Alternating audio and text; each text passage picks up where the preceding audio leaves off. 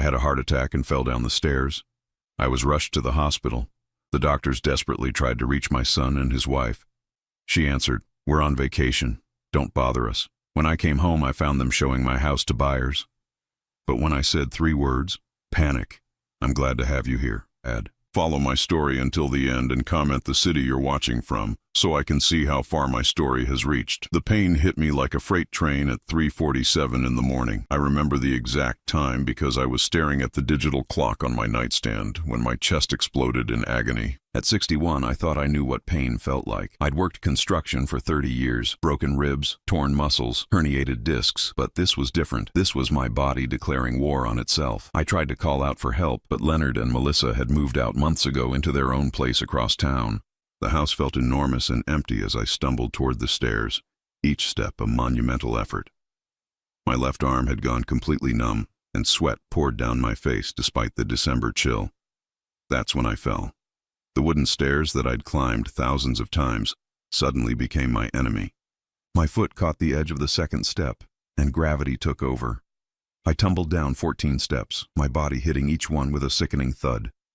The last thing I remember was my head connecting with the hardwood floor at the bottom, the taste of blood filling my mouth. Mrs. Henderson from next door found me 6 hours later when she came to borrow sugar for her morning coffee. She'd been doing that for 3 years since her husband died, and I'd always suspected she just wanted company. Thank God for her routine.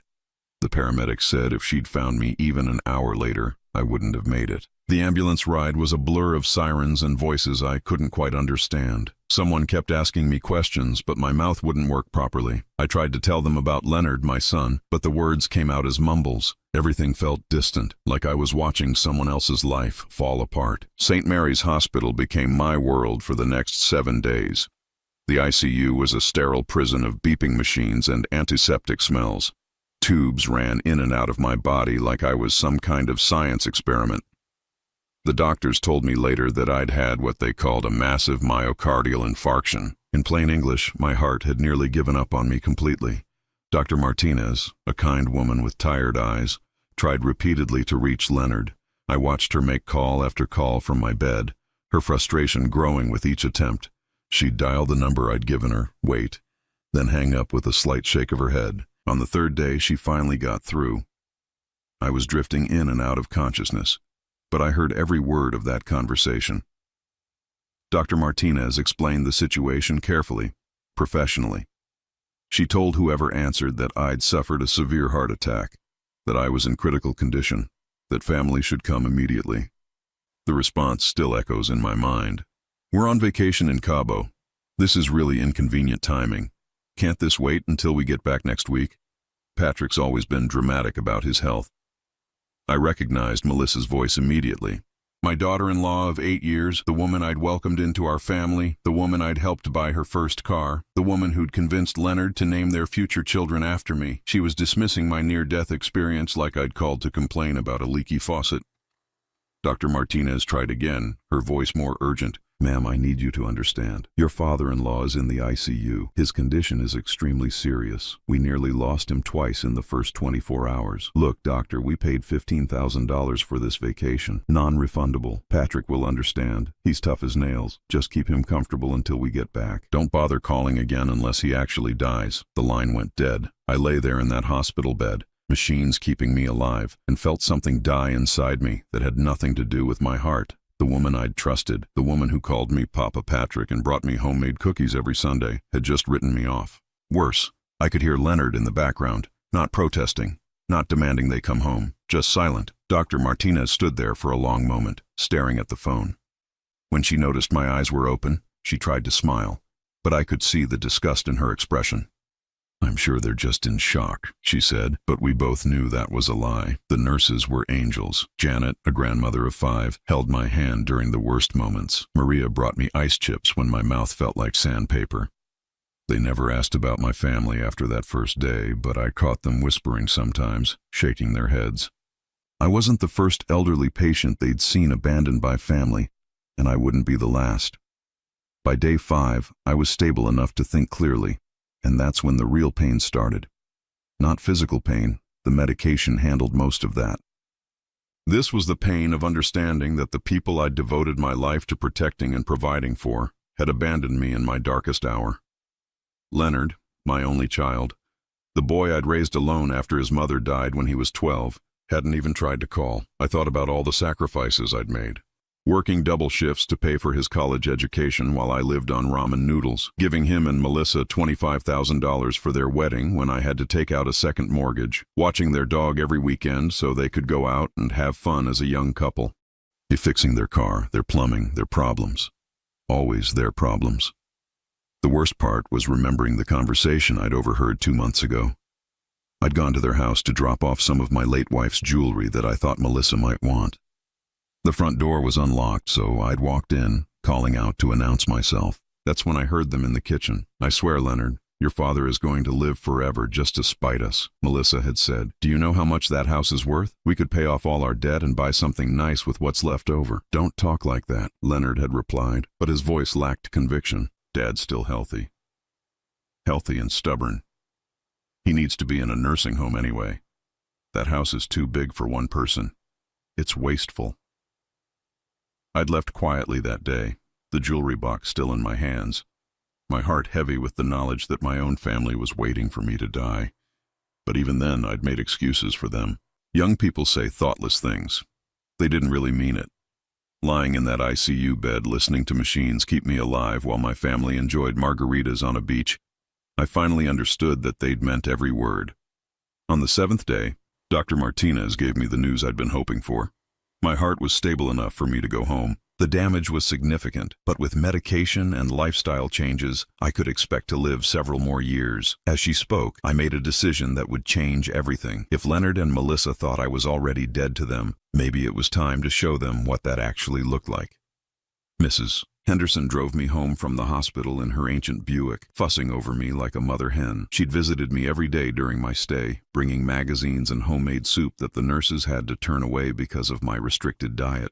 At 73, she had more maternal instinct in her little finger than my own daughter-in-law had in her entire body. "You sure you don't want me to stay?" she asked for the 5th time as we pulled into my driveway. "I can make you some tea, help you get settled." I squeezed her weathered hand gently. "You've done more than enough, Eleanor. I just need to rest." What I really needed was to be alone with my thoughts and figure out how to process what my family had done to me. The house looked exactly the same from the outside. Same blue shutters I'd painted last spring, same flower beds that Margaret had planted before she died. Same home that had sheltered 3 generations of my family. But as I fumbled with my keys at the front door, something felt wrong. Maybe it was the way the morning newspaper was sitting perfectly on the porch, as if someone had been maintaining appearances. Maybe it was the faint sound of voices coming from inside. Or maybe it was just the instinct that comes from living in the same place for 32 years and knowing when something doesn't belong. I opened the door as quietly as possible, my heart racing for entirely different reasons now. The voices became clearer as I stepped into the entryway, and what I heard made my blood run cold.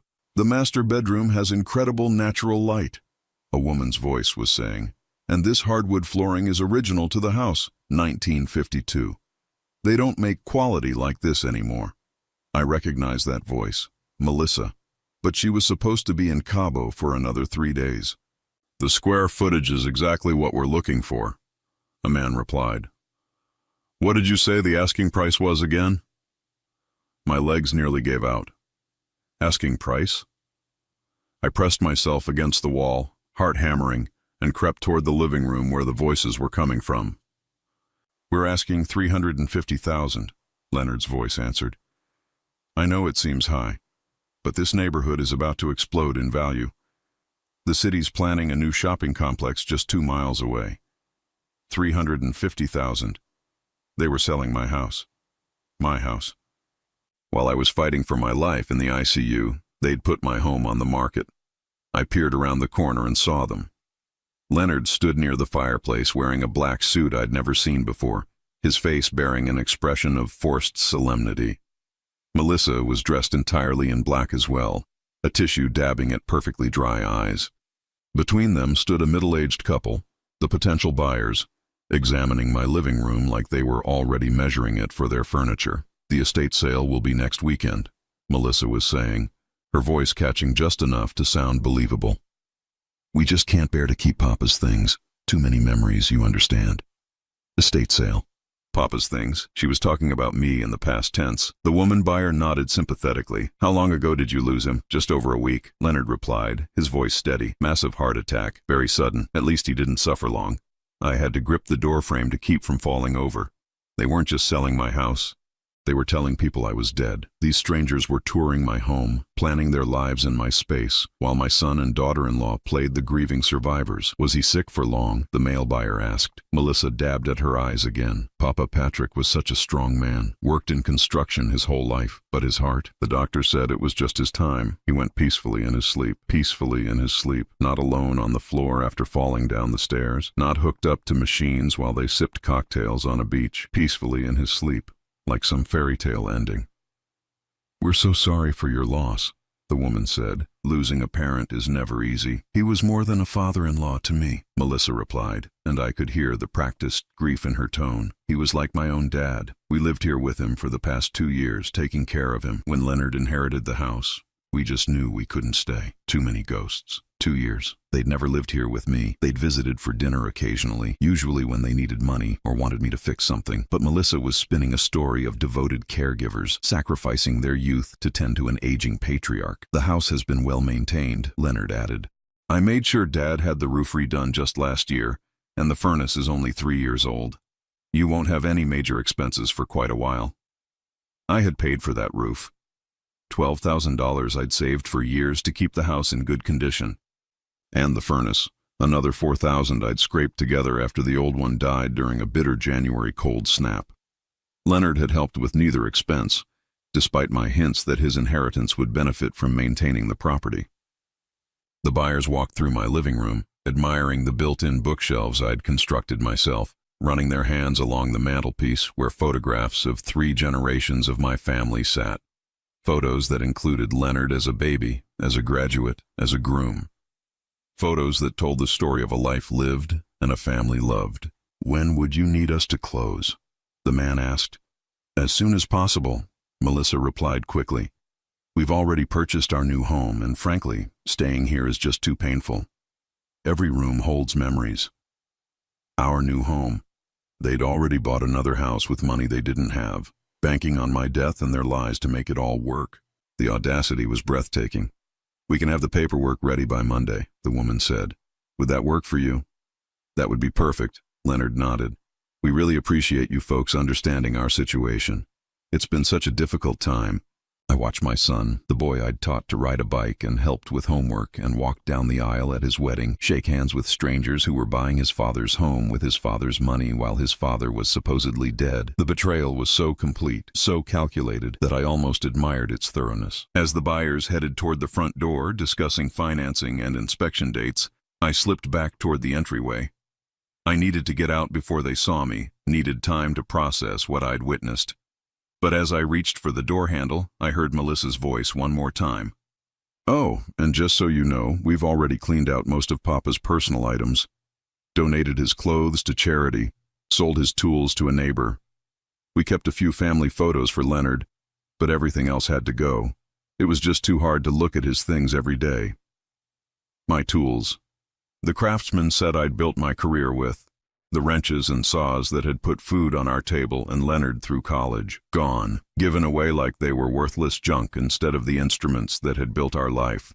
I made it outside just as they opened the front door to see the buyers off. I crouched behind Mrs. Henderson's hedge, watching as my son and daughter-in-law played their parts perfectly, accepting condolences and promising to keep in touch about the closing. After the buyers drove away, Leonard and Melissa stood in my driveway for a moment, dropping their bereaved act like a costume they no longer needed. That went well, Melissa said, checking her phone.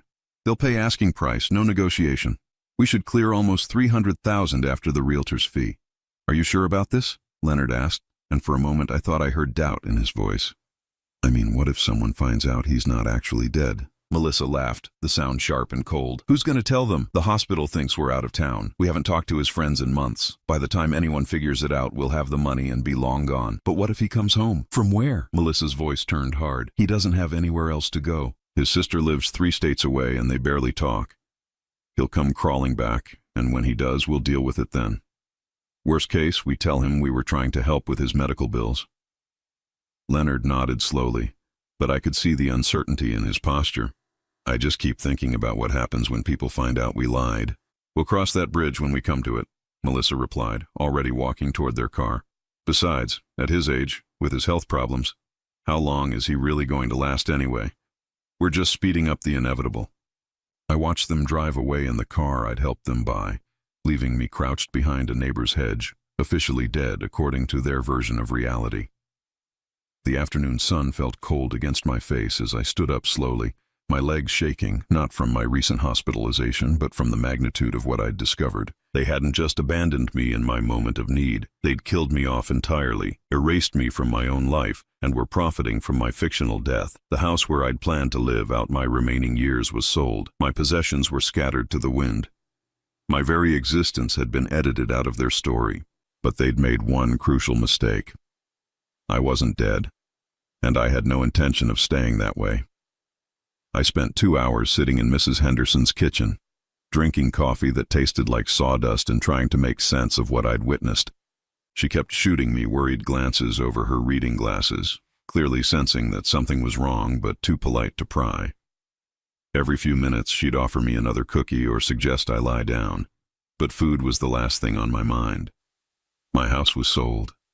My belongings were gone.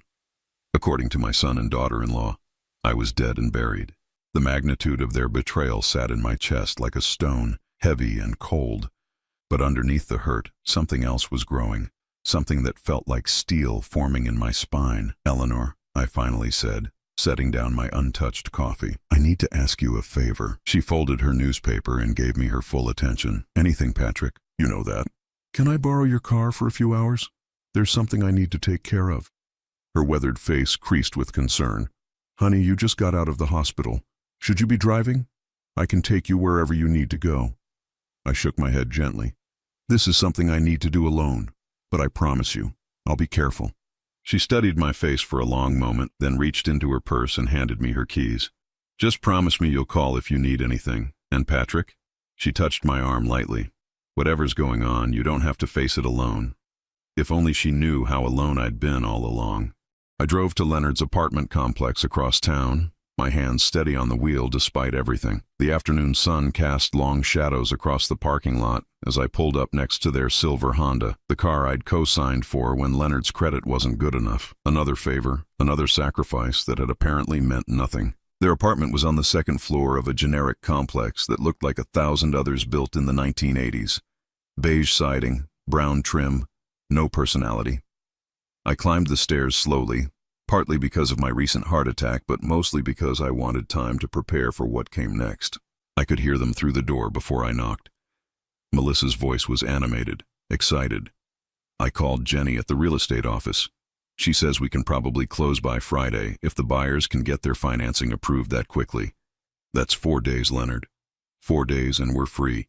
"Free from what?" Leonard's voice was quieter, thoughtful. "Free from Dad? He's been good to us, Melissa. He helped us get this place, helped us with the car payments when you lost your job last year. He helped us because he wanted to control us." Melissa snapped back. "Everything comes with strings attached with your father. Do this, do that. Be grateful. Remember what I've done for you. I'm tired of living under his thumb." "We're not living under his thumb. We haven't even seen him in 2 weeks. Exactly my point. He guilt trips us into visiting, into pretending we're this happy family, when really he's just a lonely old man who can't accept that his son has his own life now." I raised my hand to knock, then stopped. I wanted to hear more. "Sometimes I think you married me just to get away from him," Melissa continued. "And now look where we are.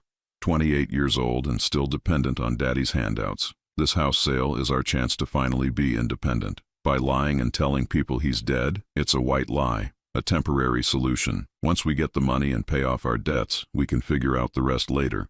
Maybe we'll tell him we sold it to help with his medical bills. He'll probably thank us for being so thoughtful." Leonard was quiet for several seconds.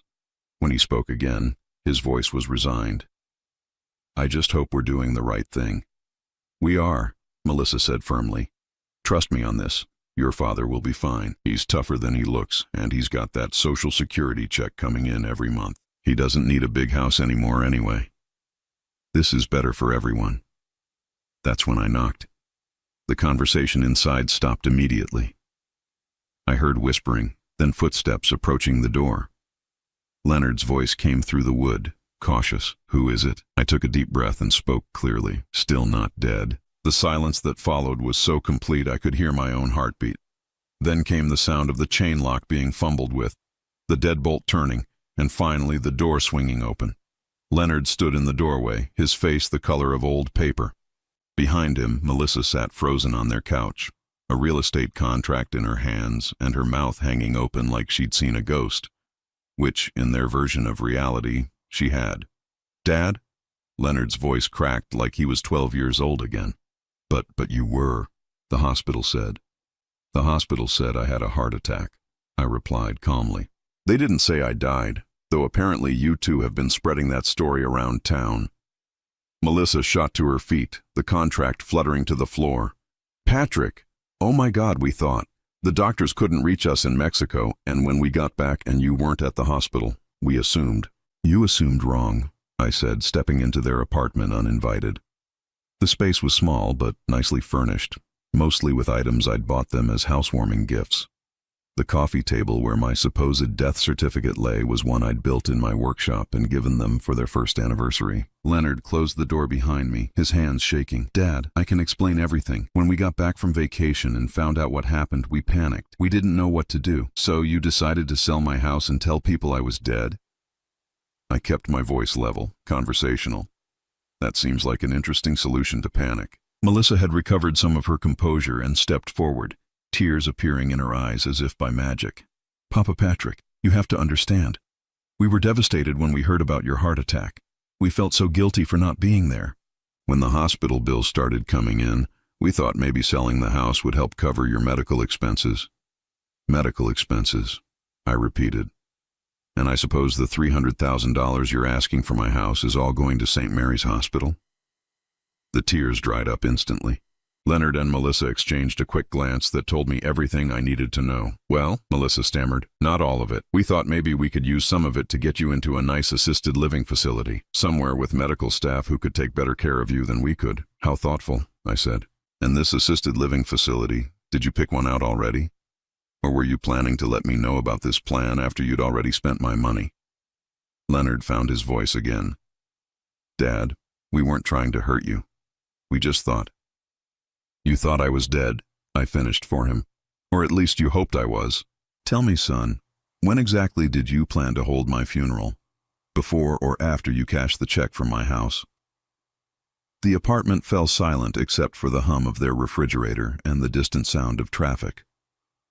I looked around the space that I'd helped them afford, at the life I'd helped them build, and felt something cold settle in my chest. "I heard your conversation with the buyers," I continued, "about how you'd been living with me for 2 years, taking care of me and my declining health, about how painful it was to keep my belongings around, about how you'd already donated my clothes and sold my tools." Melissa's face went pale. "Patrick, we can explain. Can you?" I asked. "Can you explain how my Craftsman tool set that I spent 30 years collecting ended up at a pawn shop while I was fighting for my life? Can you explain how you managed to clean out my house and put it on the market in the 7 days I was unconscious?" Leonard slumped into a chair, his head in his hands. "We messed up, Dad. We messed up really bad." "No," I said quietly. "You didn't mess up. You planned this. This wasn't panic or grief or confusion. This was calculated. You saw an opportunity and you took it." Melissa tried one more time. "We love you, Papa Patrick. Everything we did was because we were trying to help." I looked at her for a long moment.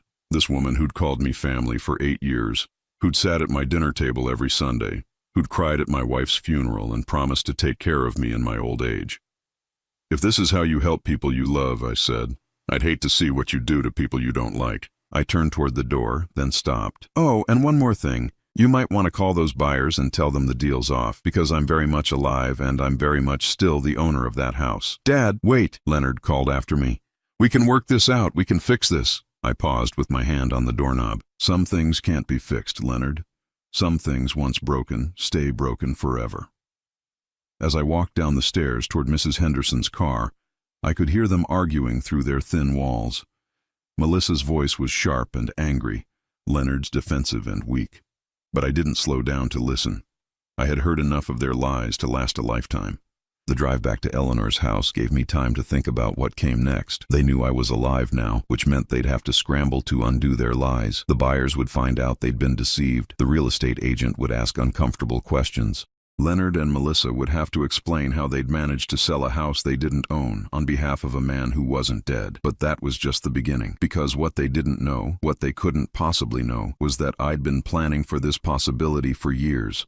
Ever since Margaret died and left me alone with a son who visited out of obligation, and a daughter-in-law who smiled to my face and calculated my worth behind my back. I had secrets of my own, and tomorrow I was going to start using them. The call came at 6:30 the next morning. I was sitting in Mrs. Henderson's kitchen, watching the sunrise through her lace curtains and nursing my second cup of coffee when my phone rang. Leonard's name appeared on the screen, and I let it ring 4 times before answering. "Hello, son." His voice was strained, exhausted. "Dad, we need to talk. Can you come over, please?" "I think we talked enough yesterday," I replied calmly. "Besides, I'm sure you're busy explaining to your real estate agent why the house you were selling suddenly isn't available anymore." A long pause. "That's what we need to talk about. Dad, we're in serious trouble." "We?" I asked. "This sounds like a you problem, Leonard." "Please," he said, and I heard something in his voice I hadn't heard since he was a child. Genuine fear. "Just give us one more chance to explain. There are things you don't understand." Against my better judgment, I found myself curious about what new story they'd concocted. "Fine, but we do this on my terms. Meet me at Denny's on 5th Street in an hour. And Leonard, come alone." "But Melissa." "Melissa has done enough talking for one lifetime, just you and me." I arrived at Denny's 15 minutes early and chose a booth in the back corner where we could have privacy. The breakfast crowd was light for a Tuesday morning. Just a few construction workers and elderly couples sharing coffee and newspapers. Normal people living normal lives, not orchestrating elaborate deceptions involving fake deaths and stolen houses. Leonard walked in looking like he hadn't slept in days. His hair was uncombed, his clothes wrinkled, and there were dark circles under his eyes that made him look older than his 34 years. He spotted me immediately and made his way over, sliding into the booth across from me with the heavy movements of a man carrying too much weight. "You look terrible," I observed. He managed a weak smile. "Thanks, Dad. You always know just what to say." The waitress came over and took our orders. Leonard asked for coffee and nothing else. I ordered eggs and bacon, partly because I was hungry, and partly because I wanted him to know that his crisis wasn't affecting my appetite. After she left, we sat in silence for several moments. Leonard stared at his hands, working up the courage to speak. Finally, he looked up and met my eyes. "We're broke, Dad. Completely broke." I raised an eyebrow. "Broke how? You both have jobs." "Had jobs," he corrected. "Melissa got laid off 6 months ago when the marketing firm downsized. I lost mine 3 weeks ago when the construction company I was working for went under. We've been living on credit cards and prayers ever since." This was news to me. The last time we'd talked, Leonard had been enthusiastic about his job, talking about possible promotions and pay raises. "Why didn't you tell me?" He laughed bitterly. "And admit that the son you put through college couldn't keep a job, that the man you taught to work with his hands was failing at the very thing you'd succeeded at for 30 years? I was ashamed, Dad, embarrassed. The waitress brought our food, and I took a bite of eggs while Leonard continued talking. It gets worse. Remember that vacation to Cabo you thought we were on when you had your heart attack? We weren't in Mexico. We were at a casino in Atlantic City, trying to win enough money to pay our rent." My fork stopped halfway to my mouth. "You were gambling?" Melissa said she had a system. She'd been watching poker tournaments on TV and thought she could read people's tells. "We took our last $1,500 and drove to New Jersey, and lost it all. Lost that and more. They were offering credit to anyone with a valid driver's license. By the time we left, we owed the casino $12,000. They gave us 60 days to pay up." I set down my fork and leaned back in the booth. The pieces of their desperation were starting to fall into place. "So, when I had my heart attack, you saw an opportunity." Leonard nodded miserably. "Melissa said if you died, I'd inherit the house. We could sell it, pay our debts, and start over somewhere else. When the hospital called and said you were in critical condition, she said maybe it was a blessing in disguise." And when I didn't die fast enough for your convenience, you decided to help the process along. We never wanted you to actually die, Leonard protested. We just thought, if people believed you were dead for a little while, we could sell the house and figure everything else out later. Melissa said we could claim it was a misunderstanding once we had the money. I stared at my son, this man I'd raised and loved and sacrificed for, and tried to find some trace of the boy who used to help me build birdhouses in the garage. And you went along with this plan because why? Because you trusted Melissa's judgment? His face reddened. Because I was desperate, Dad. Because I didn't know what else to do. Because I was scared. Scared of what? Asking your father for help? Working an honest job? Living within your means? Scared of disappointing you more than I already had. The raw honesty in his voice caught me off guard. For a moment, I saw past the lies and schemes to the little boy who used to cry when he brought home bad grades, who worried constantly about letting me down after his mother died. So you decided that faking my death and stealing my house would disappoint me less than admitting you needed help? Leonard buried his face in his hands. It sounds insane when you put it like that. It sounds insane because it is insane, Leonard. Normal people don't solve their problems by declaring their parents dead. He looked up at me with red-rimmed eyes. What are we going to do, Dad? The casino wants their money by next Friday. If we don't pay, they said they'd send collectors. Melissa's scared to leave the apartment. I took another bite of eggs, chewing slowly while I considered his question. What are you going to do? That's the real question here. What is Leonard Holloway, grown man, an independent adult, going to do about the mess he's created? I don't know, he whispered. I honestly don't know. Well, here's what you're not going to do, I said, leaning forward. You're not going to sell my house. You're not going to tell any more lies about my death. And you're not going to expect me to bail you out of a problem you created with your own greed and stupidity. Leonard's face went pale. But Dad, if I don't pay the casino, then you'll face the consequences of your choices, just like a real adult. I reached into my jacket pocket and pulled out a manila envelope I'd brought with me. Leonard watched nervously as I opened it and spread several documents across the table between us. Do you know what these are? I asked. He squinted at the papers, trying to read them upside down. Legal documents? Very good. These are copies of papers I filed with my attorney 18 months ago. Right around the time I noticed Melissa asking a lot of questions about the value of my house and when I planned to update my will. Leonard's breathing grew shallow. What kind of papers? I picked up the top document and turned it so he could read it properly. This is a quitclaim deed. It transfers ownership of my house from me to someone else, effective immediately upon my death or incapacitation. To me? He asked hopefully. I smiled, but there was no warmth in it. No, son, not to you. Leonard grabbed the paper and read it frantically, his eyes moving across the legal text until he found what he was looking for. When he did, his face went completely white. Sarah, he whispered. You left the house to Aunt Sarah? Every square inch of it, I confirmed. The house, the land, the garage, even the storage shed in the backyard. It all belongs to your aunt now. But she lives in Oregon. She hasn't been here in 5 years. She'll be here Thursday, I said casually. I called her yesterday and explained the situation. She's flying in to take possession of her property and decide what to do with it. Leonard stared at the document like it was written in a foreign language. You can't do this. I'm your son. I'm your only child. You were my only child, I corrected. But children don't try to sell their parents' homes while their parents are fighting for their lives in the hospital. Children don't spread lies about their parents being dead. Children don't steal their parents' belongings and pawn them for gambling money. We didn't pawn your tools for gambling money, Leonard protested weakly. No? Then where did the extra money come from for your casino trip? Because according to what you just told me, you were already broke before you left town. Leonard slumped in his seat, caught in another lie. Melissa said it was just a loan, that we'd buy them back after we won at the casino. I picked up another document from the stack. This is a copy of the sales receipt from Mike's pawn shop on Elm Street. One Craftsman tool set, complete with workbench and storage cabinet. Sold for $800 3 weeks ago. The signature on the receipt says Leonard Holloway. He couldn't meet my eyes. Dad, I can explain. No more explanations, I said firmly. No more lies. No more excuses. You made your choices, Leonard. You chose Melissa over me. You chose gambling over honesty. You chose greed over family.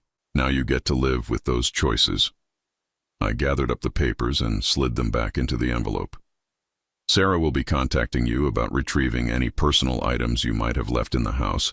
She's being generous and giving you until Sunday to collect them. After that, anything left behind becomes her property. Leonard looked like he was about to cry. Where am I supposed to go? What am I supposed to do? I don't know, I said, standing up from the booth.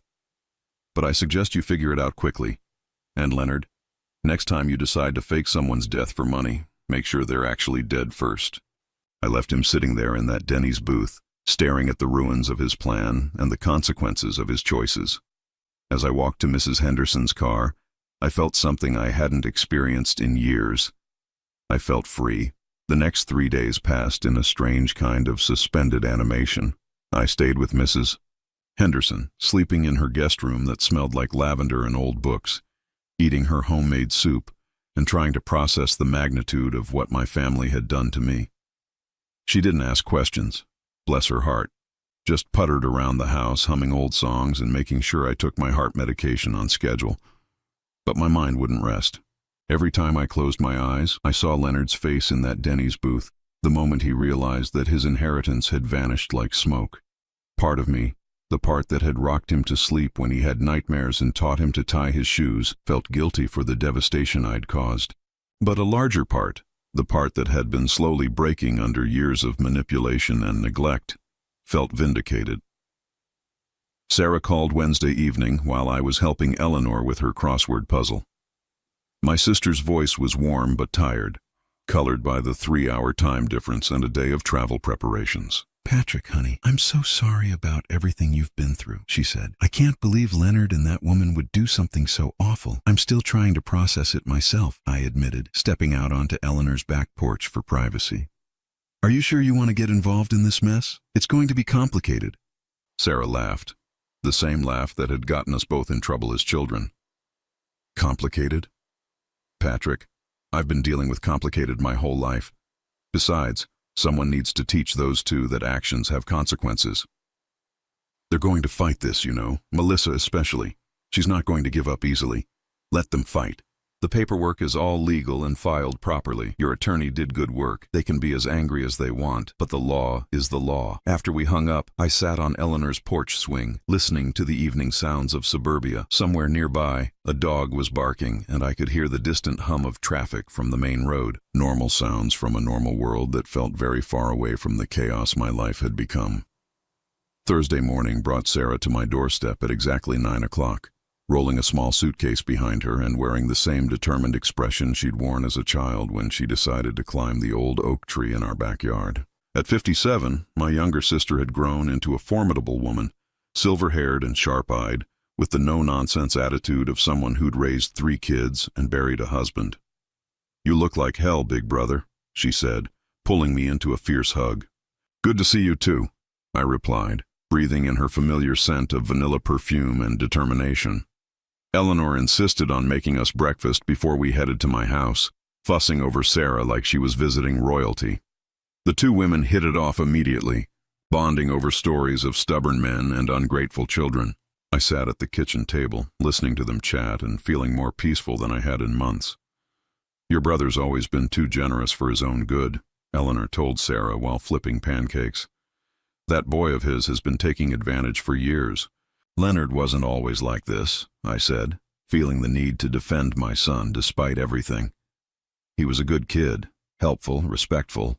Something changed after he married Melissa." Sarah raised an eyebrow. "Something changed or something was revealed?"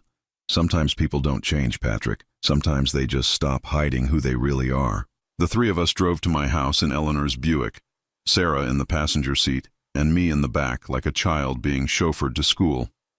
As we pulled into the driveway, I felt a strange mix of homecoming and violation. This was my house, the place where I'd lived for 32 years, but it felt foreign now, tainted by Leonard and Melissa's lies. "It's lovely," Sarah said, studying the blue shutters and flower beds. "Margaret always did have good taste.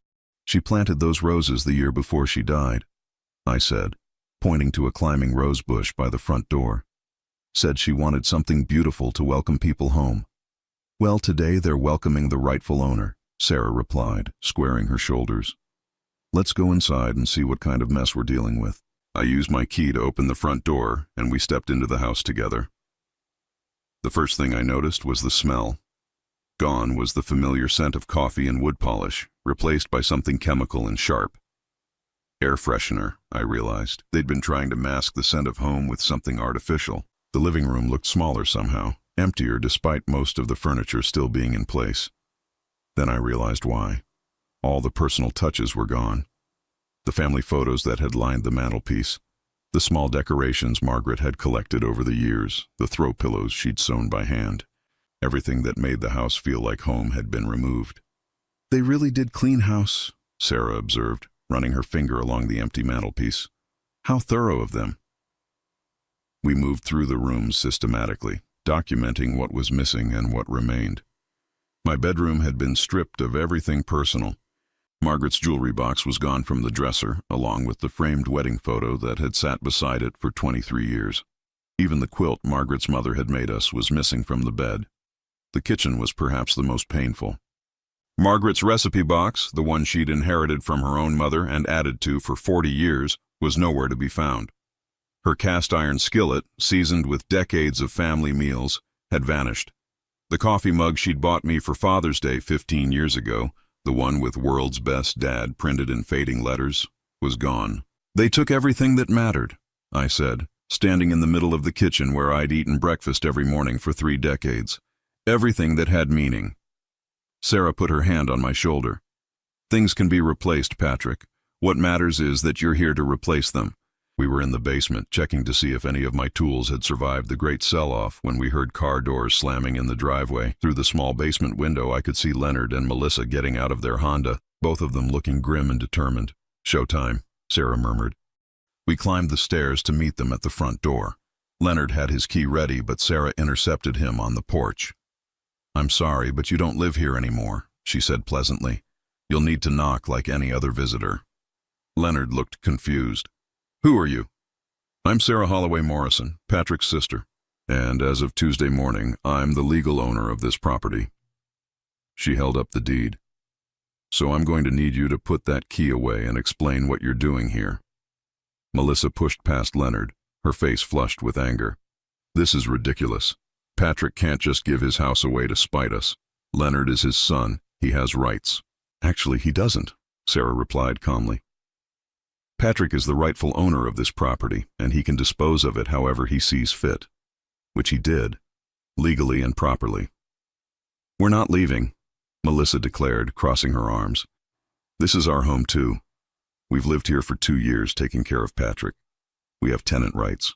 I stepped forward from behind Sarah. You've never lived here, Melissa. Not for 2 years, not for 2 weeks. That was just another lie you told the buyers. Leonard finally found his voice. Dad, please, can we talk about this? As a family? Family. I repeated the word like it tasted bitter. Is that what we are? Because families don't usually try to sell each other's houses while pretending each other are dead. We made a mistake, Leonard said desperately. A huge mistake. But we can fix this. We can make it right. Some things can't be fixed, I replied, echoing the words I'd said in their apartment. Some betrayals are too deep. Melissa's composure finally cracked. You can't do this to us. We have nowhere to go. The casino is going to send people after us if we don't pay them by tomorrow. Then I suggest you figure out a solution, Sarah said unsympathetically, because this house isn't it. We could call the police, Melissa threatened. Tell them you're trying to steal Leonard's inheritance, Sarah smiled, and it wasn't a pleasant expression. Please do. I'd love to explain to the officers how you two were selling a house you didn't own on behalf of a man you claimed was dead. I'm sure they'd find that very interesting. Leonard grabbed Melissa's arm. Stop, just stop. We lost, okay? We lost everything. For a moment, looking at my son's defeated face, I felt a flicker of the old paternal instinct. The urge to fix his problems, to make everything better, to sacrifice my own needs for his happiness. But then I remembered lying in that hospital bed, listening to Melissa dismiss my near death as an inconvenience. I remembered finding them selling my house, dividing up my possessions like I was already in the ground. You didn't lose everything, Leonard, I said quietly. You threw it away. There's a difference. Melissa made one last desperate attempt. What about forgiveness? What about second chances? Isn't that what family is supposed to be about? I looked at this woman who had called me Papa Patrick, who had sat at my dinner table and accepted my generosity while planning my fictional funeral. Forgiveness has to be earned, Melissa, and second chances are for people who deserve them. So that's it? Leonard asked, his voice barely above a whisper. After 34 years, you're just done with me? The question hung in the air between us, heavy with the weight of a lifetime of relationship. I thought about the little boy who used to help me build things in the garage, who would fall asleep on my shoulder while we watched baseball games, who cried when his goldfish died and made me promise we'd see it again in heaven. But that little boy was gone, replaced by a man who would sell his father's home and scatter his father's memories for gambling money and a fresh start. I'm done with who you've become, I said finally. The Leonard I raised, the Leonard I loved, would never have done what you did. I don't know who you are anymore. Melissa grabbed Leonard's arm and started pulling him toward their car. Come on, there's nothing left for us here. Leonard resisted for a moment, looking back at me with an expression of pure loss. Dad, Goodbye, Leonard. He let Melissa lead him away then, and I watched from my porch as they drove out of my life. The finality of it should have hurt more than it did. Instead, I felt like I'd been carrying a heavy weight for years and had finally been allowed to set it down. Sarah put her arm around my shoulders as their car disappeared around the corner. You did the right thing, Patrick. Then why doesn't it feel right? Because you're a good man who loved his son, she said gently. But love isn't enough when it's not returned. Sometimes the kindest thing you can do is let people face the consequences of their choices. We stood there on the porch for a long time, watching the afternoon shadows grow longer across the lawn. The house behind us was empty of everything that had made it home, but it was mine again, free of lies, free of manipulation, free of people who saw me as nothing more than a meal ticket and an inheritance. For the first time in years, I could breathe freely in my own home. 6 months later, I stood in the kitchen of Sarah's house in Portland, Oregon, watching my sister teach her youngest granddaughter how to make pancakes from scratch. The morning sun streamed through windows that overlooked a garden bursting with vegetables and flowers, and the air smelled like coffee and possibility instead of regret and disappointment. Grandpa Patrick, you're burning the bacon, 8-year-old Emma informed me with the serious tone that only children can master. I looked down at the skillet and laughed, quickly flipping the strips before they turned to charcoal. Good catch, sweetheart. Your Grandma Sarah would never forgive me if I ruined breakfast. She forgives you for everything, Emma replied matter-of-factly. She says you're still learning how to be happy, out of the mouths of babes. Sarah caught my eye from across the kitchen and smiled, flour dusting her apron and contentment radiating from every line of her face. This was what family was supposed to feel like. Warm, accepting, built on genuine affection rather than obligation and guilt. The decision to sell my house and move to Oregon hadn't been easy, but it had been right. Sarah and I had spent 2 weeks cleaning out 32 years of memories, sorting through what to keep, what to donate, and what to simply let go. She'd helped me pack Margaret's things with the same gentle care she'd shown when we were children, and I'd scraped my knee or lost a beloved toy. The house had sold quickly to a young couple with 2 small children, people who saw it as a home rather than an investment or an inheritance. I'd watched from Sarah's rental car as they walked through the rooms with their real estate agent, the husband pointing out where they'd put a swing set, the wife planting flower gardens in the same spots where Margaret had once grown her roses. They'll be happy here, Sarah had said, squeezing my hand as we drove away for the last time. I hope so. It's a house that deserves happiness. The money from the sale had been more than enough to buy a small cottage 3 blocks from Sarah's house, a place with a workshop in the garage where I could rebuild my tool collection, and a front porch where I could drink my morning coffee and watch the neighborhood wake up. It wasn't the same as the house I'd shared with Margaret, but it was mine, untainted by betrayal or false promises. I hadn't heard from Leonard since that day on the porch. Sarah's lawyer had handled all the legal details of transferring the property, and we'd left forwarding addresses with the post office in case any important mail arrived. But there had been no letters, no phone calls, no attempts at reconciliation. The silence hurt sometimes, but it was a clean hurt, like the pain of a properly set bone healing. Mrs. Henderson wrote to me every few weeks, keeping me updated on neighborhood gossip and assuring me that Leonard and Melissa's apartment had been emptied shortly after our final confrontation. She'd heard through the grocery store rumor mill that they'd moved out of state, possibly to Florida, but nobody knew for certain. They'd simply vanished from the life I'd known, leaving behind only the memory of betrayal and the valuable lesson that blood relation doesn't guarantee loyalty. "Uncle Patrick, Mom wants to know if you're coming to Danny's graduation next month," called Sarah's daughter Beth from the living room. At 31, Beth was everything I'd hoped Leonard would become: responsible, caring, successful in her own right, but still connected to family. She worked as a teacher and had inherited her mother's gift for making everyone around her feel valued and heard. "Wouldn't miss it," I called back, sliding the bacon onto a paper towel-lined plate. Danny was Sarah's oldest grandchild, graduating from high school and heading to college on a partial scholarship he'd earned through his own hard work. I'd offered to help with the remaining costs, and Sarah had let me, understanding that I needed to feel useful, needed to invest in a future that appreciated the gift. The contrast with Leonard's expectations couldn't have been sharper. Danny had thanked me with tears in his eyes, promising to make me proud and pay it forward someday. Leonard had always taken my financial help as his due, never seeming to understand that generosity given freely was different from support demanded as a right. "Breakfast is ready," Sarah announced, and the family gathered around the kitchen table that had become my anchor in this new life. Sarah, Beth's husband Mike, and Emma, all of them making room for the uncle and grandfather who'd found his way home after getting lost for so many years. As we shared pancakes and bacon and conversation about everything and nothing, I felt Margaret's presence in a way I hadn't since she died. Not the sad, aching absence that had haunted me for years, but a warm approval, as if she was finally at peace knowing I'd found my way to people who truly loved me. "I got a letter yesterday," I said during a lull in the conversation. Everyone looked at me with mild curiosity. "From my doctor back home. My heart is healing better than they expected. All my numbers are good." "That's wonderful," Beth said warmly. "I told you Oregon air would be good for you." But it wasn't the Oregon air, and we all knew it. It was the absence of stress, the presence of genuine affection, the freedom from constantly wondering when the next crisis would arise or the next guilt trip would begin. My heart was healing because my life was healing.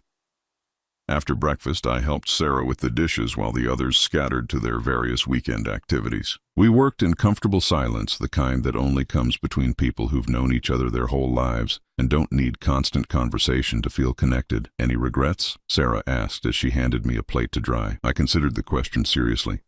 Did I regret Leonard's choices? Yes. Did I regret the years I'd spent enabling them? Absolutely. Did I regret finally choosing myself? Not for a second. Only that it took me so long to understand the difference between loving someone and letting them destroy you, I said. Sarah nodded, rinsing soap suds from a coffee mug. "Margaret used to worry about that, you know. She'd call me sometimes when Leonard was acting up, afraid that you were too generous for your own good." This was news to me. She never said anything, because she knew you had to figure it out yourself. She said you had the biggest heart of anyone she'd ever known, but sometimes big hearts need protection from the people who would take advantage of them. I dried the mug carefully, thinking about my wife's wisdom and wishing I'd listened to her unspoken concerns, but regret was a luxury I couldn't afford anymore. The past was written, unchangeable. The future was blank pages waiting to be filled with better choices. "I've been thinking about taking a woodworking class at the community center," I said, changing the subject to something more positive. "Maybe learning some new techniques." "That sounds perfect," Sarah said, smiling. "Mr. Patterson down the street makes these beautiful birdhouses. I bet he'd love to have someone to talk shop with." That afternoon, I walked to my cottage and spent time in the workshop, organizing my new tools and planning projects that excited me instead of obligations that drained me.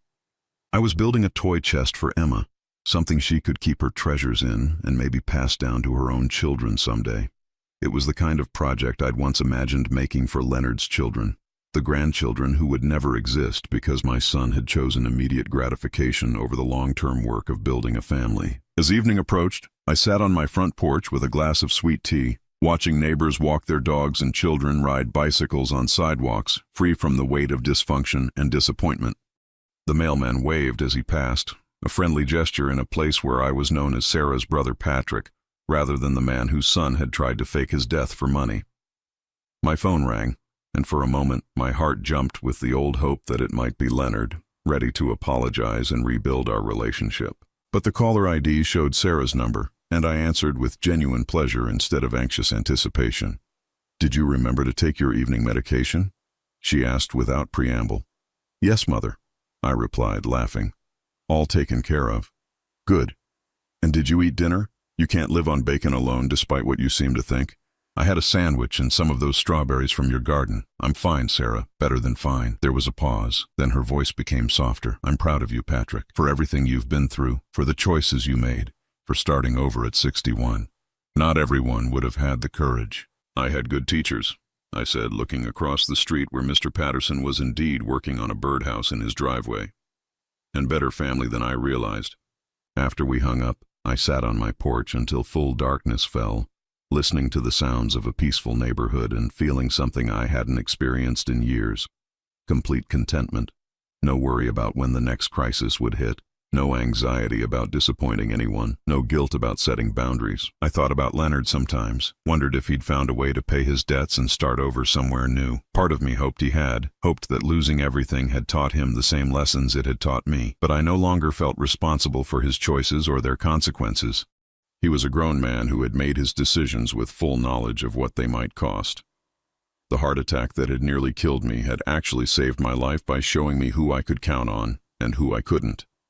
The son I'd raised had failed me when I needed him most, but the sister I'd sometimes taken for granted had opened her home and heart without hesitation. As I prepared for bed that night, I thought about Margaret and the conversations we'd had about legacy and what we'd leave behind. I'd once thought my legacy would be Leonard, the son I'd raised, and the values I'd tried to instill in him. But maybe my real legacy was simpler.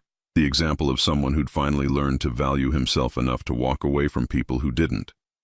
My new life stretched ahead of me, full of woodworking projects and family dinners, grandchildren's graduations and quiet mornings with people who loved me for who I was rather than what I could provide.